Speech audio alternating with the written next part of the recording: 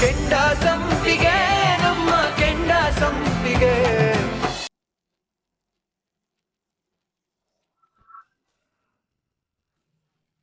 ನಿನ್ನ ಬೆಂಕಿ ಅಂತ ಅನ್ಕೊಂಡಿದ್ನಲ್ಲೇ, ನೀನ್ ನೋಡಿದ್ರೆ ಬೆಣ್ಣೆ ತರ ಕರ್ಗೋಗ್ತಿದ್ಯಲ್ಲೇ ನನ್ ಬಂಗಾರಿ.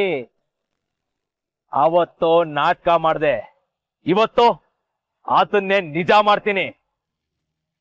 ಅದಾದ್ಮೇಕು ಅದ್ಯಾವ ನಿನ್ ಕಟ್ಕತಾನೆ ಅಂತ ನಾನು ನೋಡ್ತೀನಿ ಕಣೆ. ನೀನ್ ಯಾವತ್ತಿದ್ರು ನನ್ನವಳೆ. ಸೊಮ್ಮೆ ನೀ ನನ್ನಿಂದ ತಪ್ಪಿಸ್ಕೊಳಕ್ ಆಗೋದಿಲ್ಲ. ಇಳ್ಕೊಂಡ್ರೆ ಅವಳನ್ನ.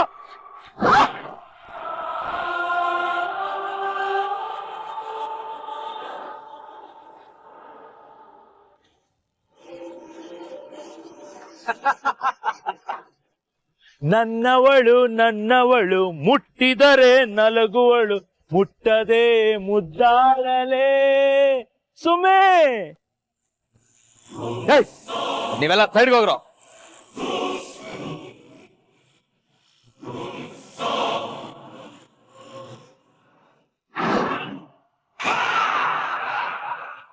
ಎಲ್ರು ಮದ್ವೆ ಆದ್ಮೇಲೆ ಸೋಬ್ನ ಮಾಡ್ಕತಾರೆ, ಆದ್ರೆ ನಾನು ಸೋಬ್ನ ಮಾಡ್ಕೊಂಡ್ ಮದ್ವೆ ಆಯ್ತೀನಿ.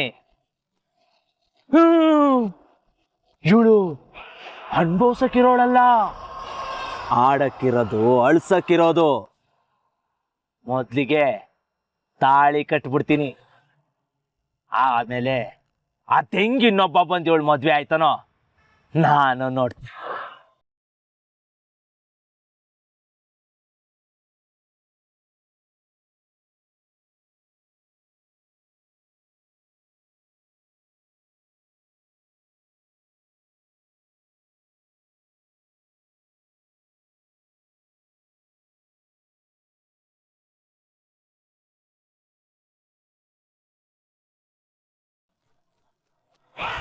ಕಾರ್ಪೊರೇಟರ್ ತೀರ್ಥ, ನನಗೆ ಸವಾಲಾಗ್ತೀಯಲ್ಲ.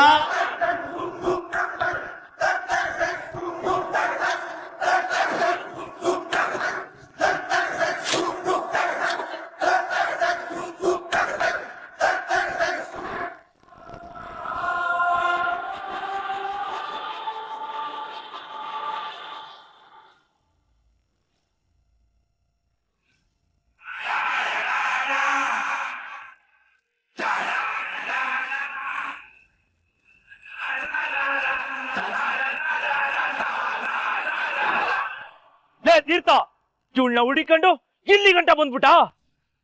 ಇವತ್ ನಿನಗ್ ಸಮಾಧಿ ಕಟ್ತೀನಿ ಕಣೋ. ಹೇ, ಎಲ್ರ ಇದ್ದೀರಾ? ಬಂದ್ರ.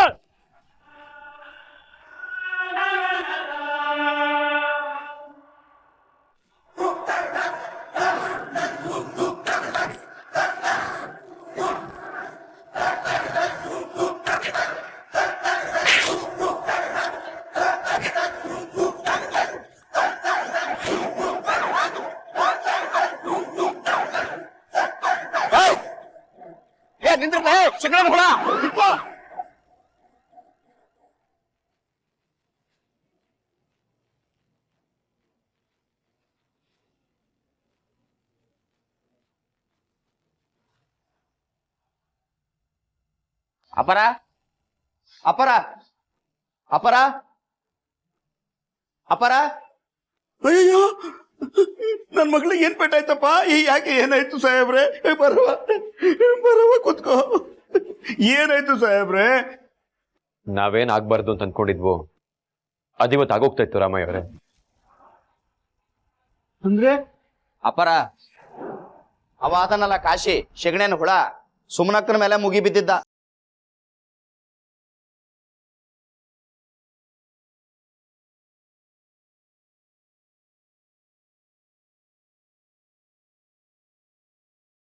ದೇವ್ರ ದಯೆ, ಕರೆಕ್ಟ್ ಟೈಮಿಗೆ ಸುಮನಕ್ಕ ನನಗೆ ಕಾಲ್ ಮಾಡಿದ್ಲು.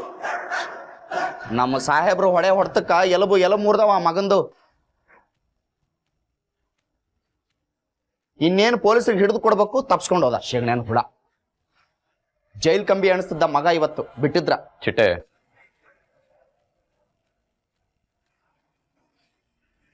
ಅಯ್ಯೋ ಭಗವಂತ, ನಾವ್ ಯಾರಿಗೇನು ಅನ್ಯಾಯ ಮಾಡಿದೀವಪ್ಪ? ಯಾಕೆ ನಮ್ಗೆ ಇಷ್ಟೊಂದು ಕಷ್ಟ ಕೊಡ್ತಾ ಇದೀಯಾ? ಇದ್ದ ಮಗನೂ ಕಿತ್ಕೊಂಡೆ. ಈಗ ಆ ಪಾಪಿ ನನ್ನ ಮಗಳ ಮೇಲೆ ಕಂಡಾಗ್ತಾವನೆ.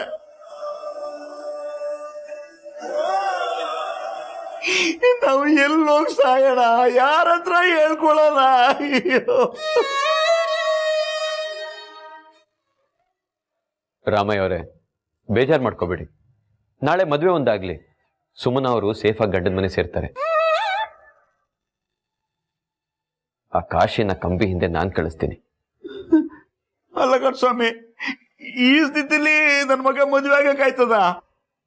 ನಾನು ಅದನ್ನೇ ಯೋಚನೆ ಮಾಡ್ತಾ ಇದ್ದೆ. ಸುಮನ ಅವರೇ, ನಿಮ್ಗೆ ಅಭ್ಯಂತರ ಇಲ್ಲ ಅಂದ್ರೆ ನಿಮ್ ಮದುವೆ ಮಾತ್ರ ಮುಂದಕ್ಕೆ ಹಾಕೋಣವಾ? ಬೇಡ ಕೌನ್ಸಿಲರ್ ಸಾಹೇಬ್ರೆ, ಇಲ್ಲಿವರೆಗೂ ಎಲ್ರು ಒಪ್ಪಿದ್ದಾರೆ ಅಂತಾನೆ ನಾನು ಮದ್ವೆ ಆಗಕ್ ನಿರ್ಧಾರ ಮಾಡಿದ್ದೆ. ಆದ್ರೀಗ ಆ ಪಾಪಿಗೆ ಬುದ್ಧಿ ಕಲಿಸ್ಲೇಬೇಕು ಅನ್ನೋ ಹಠ ಬಂದಿದೆ. ನಿಶ್ಚಯದ ಪ್ರಕಾರ ನಾಳೆ 100 ಜೋಡಿ ಮದುವೆ ನಡೀಲೇಬೇಕು. ಆ 100ನೇ ಜೋಡಿ ನಾನೇ ಆಗಿರ್ಬೇಕು. ಹೆಣ್ಮಕ್ಳು ಬಾಳಲ್ಲಿ ಆಟಾಡ್ತಿರೋ ಕಾಶಿ ಸೊಕ್ಕು ಇಳಿಲೇಬೇಕು. ಅವನ್ನ ನಾನು ಸುಮ್ಮನೆ ಬಿಡಲ್ಲ. ಅದ್ ಬೇರೆ ಮಾತು. ಹಾಗಂತ ಹೇಳಿ ನಿಮ್ಮನ್ನ ಈ ಪರಿಸ್ಥಿತಿಲಿ ನಾನು ಹುಷಾರಾಗಿ ಇದೀನಿ ಸಾಹೇಬ್ರೆ, ನನಗೇನು ಸಮಸ್ಯೆ ಇಲ್ಲ. ನಾಳೆ ನನ್ನ ಮದ್ವೆಗೆ ಸಿದ್ಧವಾಗಿದ್ದೀನಿ. ಸುಮ್ನೆ ನಂಬಿಕೆ ಇಡುವಪ್ಪಯ್ಯ. ಆ ಕಾಶಿ ಅಹಂಕಾರನ ನಾವು ಮುರಿಲೇಬೇಕು.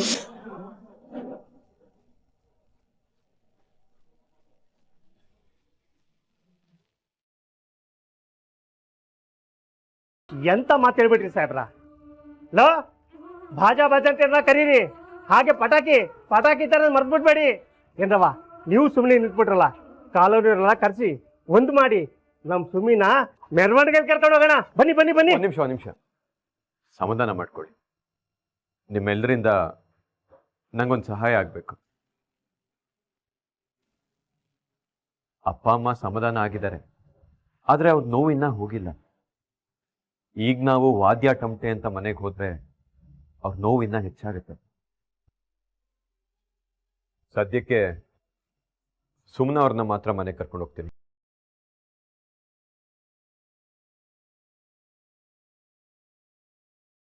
ಒಂದೊಳ್ಳೆ ದಿನ ನೋಡಿ ನಿಮ್ಮೆಲ್ಲರನ್ನು ಮನೆಗೆ ಕರೆಸಿ ಒಂದೊಳ್ಳೆ ಊಟ ಹಾಕ್ತೀನಿ. ದಯವಿಟ್ಟು ನನ್ನ ಪರಿಸ್ಥಿತಿ ಅರ್ಥ ಮಾಡ್ಕೊಳ್ಳಿ. ಸಾಹೇಬ್ರೆ, ನಿಮ್ಮ ಮಾತನಾಗೂ ನ್ಯಾಯ ಐತೆ. ನಮ್ಮ ಯಾರ ಮನಸ್ಸಿಗೂ ನೋವಿಲ್ಲ. ನೀವು ಹೆಂಗೆ ಹೇಳ್ತಿರೋ ಹಂಗೆ ಆಗಲಿ. ಸುಮ್ಮನಿನ ಕರ್ಕೊಂಡೋಗಿ. ರಾಜಿ, ಸುಮ್ಮನಿದು ಬಟ್ಟೆ ಬರೆ ಬ್ಯಾಗೆಲ್ಲ ಸಿದ್ಧ ಮಾಡವ.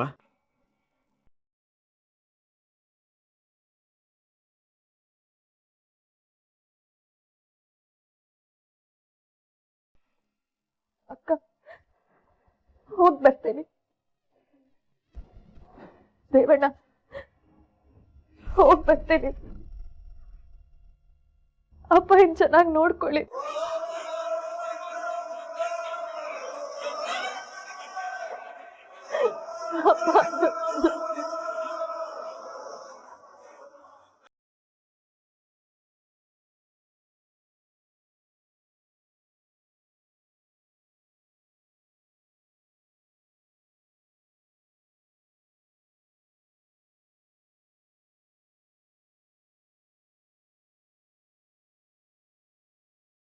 ಇವನ್ನೆಲ್ಲ ಬಿಟ್ಟು ಹೇಗಿರ್ಲಪ್ಪಯ್ಯ? ನೀವನ್ ಬಿಟ್ಟು ಹೇಗಿರ್ಲಿ? ಅಯ್ಯೋ, ಸಮಾಧಾನ ಮಾಡ್ಕೊ ಮಗಳೇ. ಹೆಣ್ಮಕ್ಳು ಪಡ್ಕೊಂಬರದೆ ಅಷ್ಟು ಕಣವ. ತಂದೆ ಮನೇಲಿ ಹುಡ್ತಾಳೆ, ಗಂಡನ ಮನೆನ ಬೆಳಗ್ತಾಳೆ.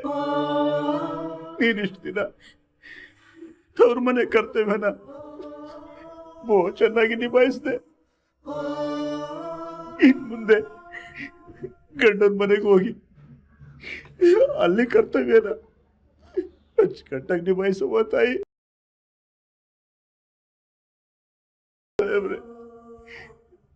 ನಿಮ್ಗೇನು ಹೇಳಂಗಿಲ್ಲ ನಾನು. ನನ್ನ ಮಗ ಏನಾದ್ರು ಸಣ್ಣ ಪುಟ್ಟ ತಪ್ಪು ಮಾಡಿದ್ರೆ ಹೊಟ್ಟೆಗೆ ಹಾಕೊಂಡು ಕ್ಷಮಿಸ್ಬಿಡಿ ಸ್ವಾಮಿ. ನನ್ನ ಮಗ ಚಿಕ್ಕದು. ಏನು ಹರಿದು? ಸಾಹೇಬ್ರೆ, ನಮ್ ಸುಮ್ಮಿನ ಚೆನ್ನಾಗಿ ನೋಡ್ಕೊಳ್ಳಿ. ಚೆನ್ನಾಗಿ ನೋಡ್ಕೊಳ್ಳಿ ಸಾಹೇಬ್ರೆ.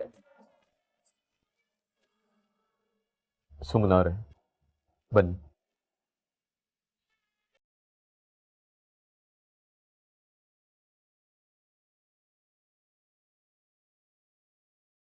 ಹೋಗ್ಬರುವ ಒಳ್ಳೇದಾಗ್ಲಿ.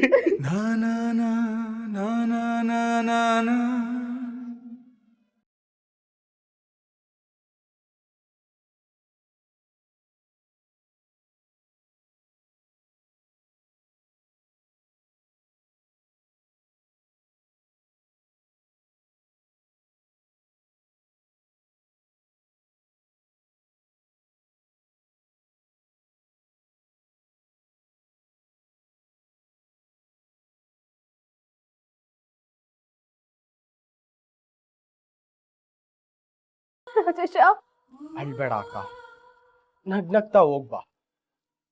ನಮ್ ಸಾಹೇಬ್ರು ನಿನ್ನ ತುಂಬಾ ಚೆನ್ನಾಗಿ ನೋಡ್ಕೋತಾರೆ. ಹೋಗ್ ಬರ್ತೀನೋ. ಹೋಗ್ಬಾ ಅಕ್ಕ.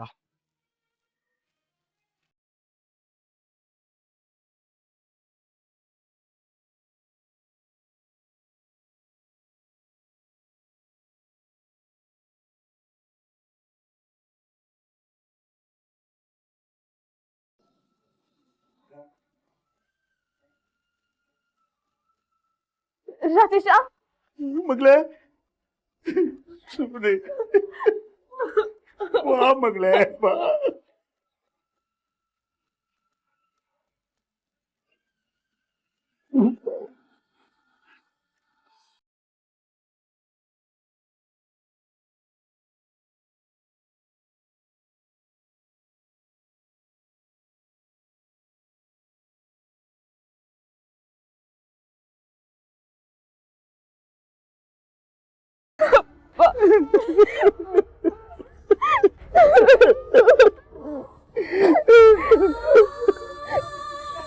ಹೋಗ್ಬರ್ತೀನಪ್ಪ. ಹೋಗ್ಬರ್ತೀನಿ ಕಡೆ ರಾಜಿ. ಅಪ್ಪನ್ ಚೆನ್ನಾಗಿ ನೋಡ್ಕೊ.